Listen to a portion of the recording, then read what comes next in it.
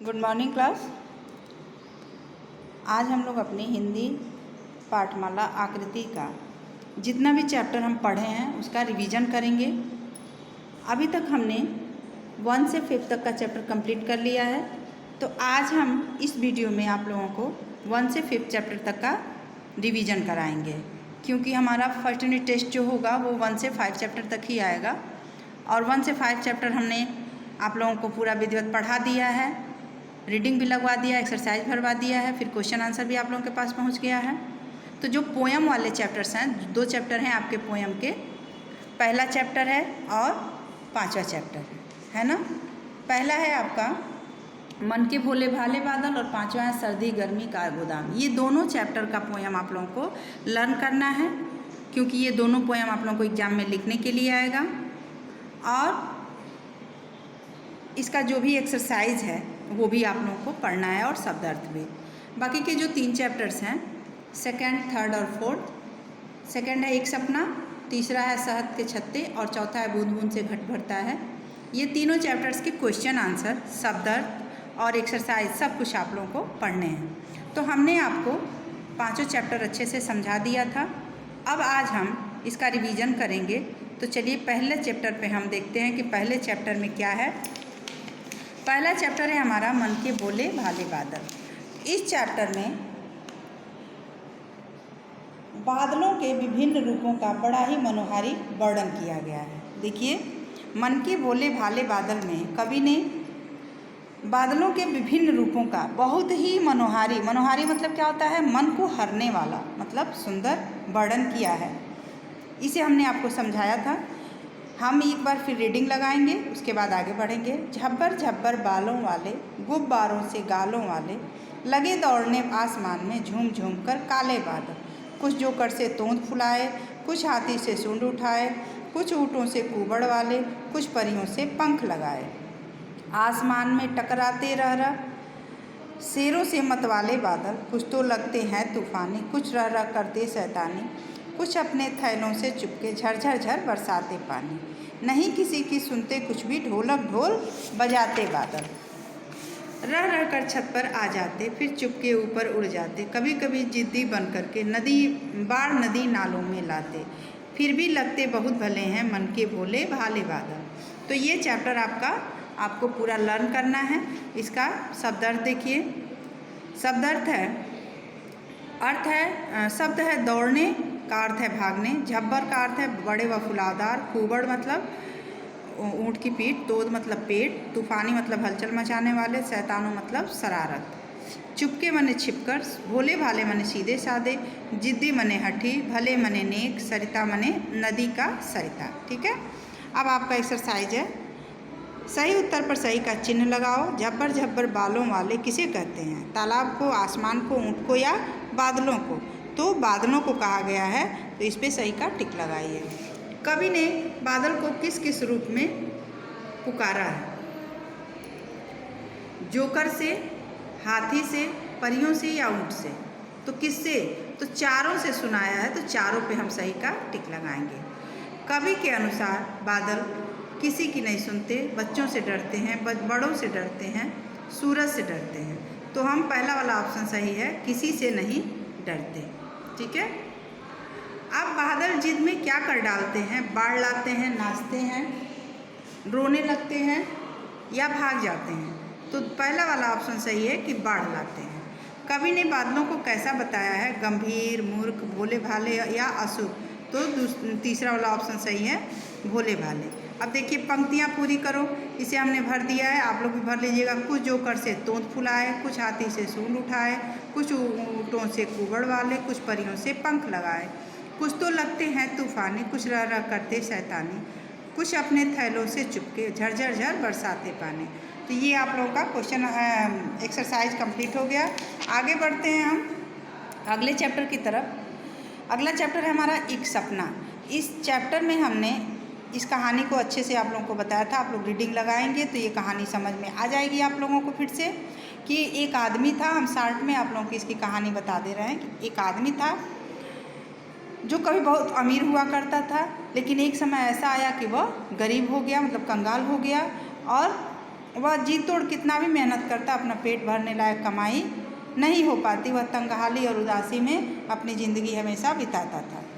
एक रात उसे एक सपना आया था और सपने में उसे किसी ने कहा था कि तुम अपनी किस्मत चमकाने के लिए मिस्र की राजधानी कायरो जाओ, वहाँ तुम्हारी किस्मत खुल जाएगी। वह आदमी वहाँ सुबह उठा और कायरो के लिए चल पड़ा। वहाँ जाकर उसे गलतफहमी में पुलिस वाले पकड़ लिए और वह चोर बन गया। चोरी के इल्ज़ाम में उसे जेल में डाल दिया गया।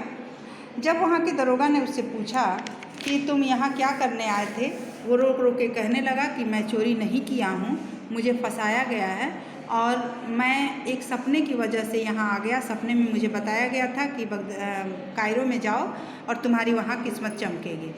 तो वो दरोगा हंसने लगा और वो बताया कि इसी तरह मुझे भी 3 बार सपना आया था कि तुम बगदाद में जाओ और फला जगह पे फला घर है, उस घर के अहाते में एक बागीचा है, उस बागीचे में फव्वारा है और फव्वारे के नीचे खजाना गड़ा है, उस खजाने को ले लो, तुम्हारी किस्मत बदल जाएगी। जब वो दरोगा ये बात बता रहा था तो उस आदमी को लगा कि ये तो उसके घर की बात बता रहा है, क्योंकि बगदाद में जो जगह वो बता रहा था वो उसका अपना घर था। वो वहाँ से भागा भागा आया और अपने घर में जब वो खुदाई किया तो उसे खजानों से बड़ा भरा पड़ा एक बहुत बड़ा बक्स मिला। ठीक है, तो उसकी किस्मत पलट गई। ये कहानी का सार था। पूरा चैप्टर हमने आपको बता दिया। अब इसका आप लोग वो देखिए। शब्द अर्थ है कंगाल का अर्थ है गरीब, जी तोड़ का अर्थ है कठिन परिश्रम करना, किस्मत का अर्थ है भाग्य, बेवकूफ़ का अर्थ होता है मूर्ख, झांसा देना मतलब बेवकूफ़ बनाना, अहाता का अर्थ होता है आंगन, खाक छानना का मारा मारा फिरना। इसका एक्सरसाइज देख लीजिए। सुबह होने पर आदमी कहाँ के लिए निकला? बगदाद के लिए, अपने काम पर, कायरो के लिए या कहीं भी, तो कायरो के लिए सही है। घर में कौन घुसा है? बंदर, चोर, सैनिक या आतंकवादी, तो चोर। चोर पे सही का टिक लगाइए। आदमी को वली के सामने कितने दिन बाद पेश किया गया? 4, 5, 3 या 8, तो 3 दिन बाद पेश किया गया। वली ने आदमी को क्या सुनाया? अपना सपना, चुटकुला, कहानी या फैसला, तो वली ने आदमी को अपना सपना सुनाया। रिक्त स्थानों की पूर्ति करो। अगला एक्सरसाइज है, यहाँ भरेंगे बगदाद, यहाँ भरेंगे सराय, यहाँ चोरों, पंथियों और वली। आप लोग इसे पढ़ के भर लीजिएगा। जिसका छूट गया होगा वो लोग फिर से दोबारा देख के भर लेंगे। सही या गलत लिखो। वली बगदाद में रहता था, गलत। आदमी ने सच में चोरी की थी, गलत। वली को एक ही सपना 3 बार आया, सही। वली ने सपने में जो जगह बताई वो आदमी का घर था, ये भी सही है। हो गया, तो ये एक्सरसाइज आपका हो गया। अगला चैप्टर है हमारा शहद के छत्ते। ये चैप्टर भी हमने आप लोगों को समझाया था, रीडिंग लगाते हुए समझाया था। तो इस चैप्टर में ये है कि एक गांव में पीपल के पेड़ पर शहद के 7 छत्ते लगे होते हैं और वो 7 छत्ते मधुमक्खियों से हमेशा भिनभिनाते रहते हैं सब उसके आसपास। जो भी वहाँ से गुजरता है वो डरता रहता है। आसपास के गांव वाले उस पर हमेशा नज़र लगाए रहते हैं कि कब शहद टपकेगा और कब हमें मिलेगा। फिर ऐसा दिन आता है कि एक दिन शहद तोड़ने वाला दिन आ जाता है और लोग शहद तोड़ने के लिए तमाम तैयारियां कर लेते हैं। तमाम तैयारियों के बाद उस शहद को लोग तोड़ते हैं और तोड़ने के बाद कोई तो ऐसा है जिसको मधुमक्खियां काट भी लेती हैं। तो इसमें बहुत ही अच्छा वर्णन बताया गया है कि किस प्रकार मधुमक्खियों के छातों को तोड़ा जाता है और उससे मधु निकाला जाता है। ठीक है, इसका शब्द अर्थ देखिए। उदास का अर्थ होता है दुखी, पुप्पी का अर्थ होता है डिबिया, विकट का अर्थ होता है गंभीर और दुबक का अर्थ होता है छिपकर। बड़ाई का अर्थ होता है प्रशंसा, सन्नाटा का चुप्पी, हमला का वार। तो अगला एक्सरसाइज देखिए। सही उत्तर पर सही का चिन्ह लगाओ। पीपल के पेड़ पर लगे थे दीमक, फूल, शहद के छत्ते या कुछ भी नहीं, तो तीसरा ऑप्शन सही है, शहद के छत्ते। इस पर सही का टिक लगाइएगा। शहद के छत्ते तोड़ने से पहले क्या किया गया? हवन किया गया, नारियल फोड़ा गया, पीपल की वृक्ष की आरती या कीर्तन, तो दूसरा ऑप्शन सही है, नारियल फोड़ा गया। पंचायत किस लिए जुटी? चोरों को सजा देने के लिए, असहाय लोगों की सहायता करने के लिए, शहद के बंटवारे के लिए, पंचों को दंड देने के लिए, तो तीसरा ऑप्शन सही है, शहद के बंटवारे के लिए। अब सही या गलत लिखो। राहगीर आते जाते छत्तों पर पत्थर मारते थे, गलत। शहद के छत्तों को तैयारी के साथ तोड़ा गया, सही। शहद किसी ने नहीं खाया, गलत। रिक्त स्थानों की पूर्ति कीजिए। शहद तोड़ने में माहिर तैयारी कर रहे थे, यहाँ लिखेंगे माहिर। टीन के पीपे धोए सुखाए जा रहे थे। काम वाले कामों में लगे थे और बाकी बतियाने में। रात को गांव में सन्नाटा पसरने लगा। गमछे उड़कर जो जहाँ था वहीं दुबक कर बैठ गया। ठीक है, ये भी चैप्टर आपका कंप्लीट हो गया। अब हमारा अगला चैप्टर आता है बूंद बूंद से घट बढ़ता है। तो देखिए, इसमें एक बच्चे की कहानी बताई गई है कि एक लड़का है, बहुत ही शरारती है। उसकी शरारतों की वजह से पूरा मोहल्ला परेशान रहता है और मोहल्ले वालों से उसके पिता का कई बार झगड़ा भी हो जाता है उस लड़के की वजह से, जिसका नाम रोहन है। ठीक है, इस कहानी का पूरा सार ये है कि एक दिन रोहन अपने पिताजी के द्वारा डांट खाया था, कोई शरारत किया था तो उसे उसके पिताजी ने बहुत डांटा था और खेलने जाने के लिए मना कर दिया था और घर पर ही रहकर उसको पढ़ाई करने के लिए कहा था। तो रोहन घर पे जब पढ़ाई कर रहा था तो उसके पिताजी टेलीविज़न देख रहे थे। टेलीविज़न पर देश के प्रधानमंत्री मोदी जी का एक विज्ञापन आ रहा था जिसमें वह देश को स्वच्छ करने के लिए स्वच्छता अभियान के बारे में बता रहे थे। तभी रोहन की नज़र टेलीविज़न पर पड़ी और उसने भी अपने मन में दृढ़ संकल्प कर लिया कि वह भी अब स्वच्छता अभियान में जुड़ेगा। फिर उसने क्या किया कि मोहल्ले वालों से वह मिला और इसके बारे में बात की, लेकिन मोहल्ले वाले उसकी शरारत के आगे उसकी बात नहीं सुने। सबको यही लगता था कि इसमें भी उसकी कोई शरारत ही होगी, लेकिन रोहन हार नहीं माना। वो अकेले ही अपने मोहल्ले की सफाई करने लगा और उसका परिणाम यह हुआ कि एक दिन वो अपने अकेले मोहल्ले की सफाई किया, 2 दिन किया, फिर कुछ दिन के बाद तीसरे दिन रोहन सुबह उठा और मोहल्ले की सफाई करने चल पड़ा। लोगों ने फिर उसे काम करते हुए देखा तो फिर सोचा कि वह अपने आप थक कर चला जाएगा, किंतु ऐसा नहीं हुआ। रोहन को ऐसा करते करते 5-6 दिन हो गए और लेकिन वो अपने काम में जुटा रहा। धीरे धीरे मोहल्ले का एक आदमी उसके संपर्क में आया, फिर दूसरा आदमी आया, फिर ऐसे ही धीरे धीरे करते करते मोहल्ले के लोग उसके साथ में आने लगे और मोहल्ले की सफाई करने लगे। इस प्रकार एक एक करके मोहल्ले के सारे लोगों ने रोहन का साथ दिया और सभी सफाई के काम में जुट गए। रोहन को मोहल्ले के सभी लोगों के साथ खुश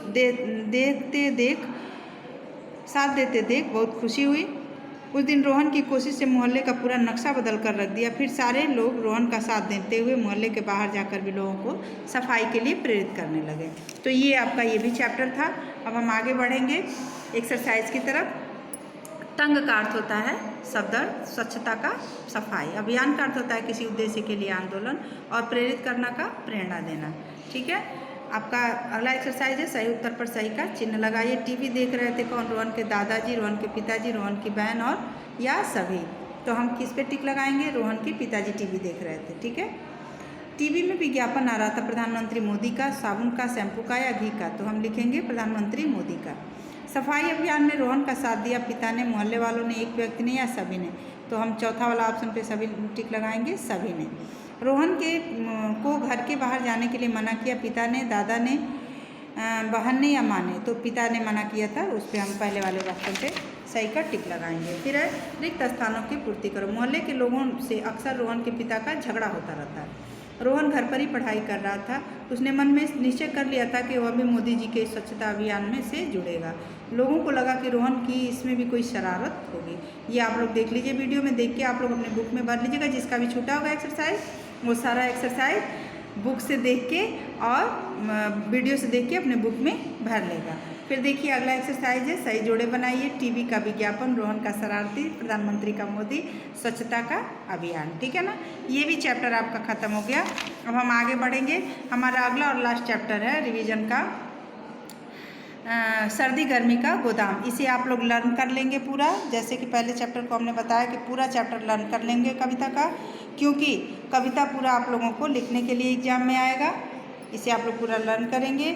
शब्द अर्थ है, देखिए आप लोगों ने लिखा ही होगा और बुक से भी आप लोग लर्न कर लेंगे। एक्सरसाइज हमने पूरा करा दिया था, इसका एक्सरसाइज भी आप लोग देख लीजिए और पूरा एक्सरसाइज अपनी बुक में भर लीजिएगा। जिसका भी छूटा होगा वो भर लेगा और जो लोग किए होंगे वो लोग फिर से इसी में रिवीजन करेंगे। देख लीजिए आपका पूरा एक्सरसाइज भी कंप्लीट है। तो आपका आज का ये क्लास यहीं समाप्त होता है। आपका रिवीजन का वीडियो हमने डाल दिया, आप लोग रिवीजन करेंगे। फर्स्ट यूनिट टेस्ट की तैयारी आप लोग कीजिए।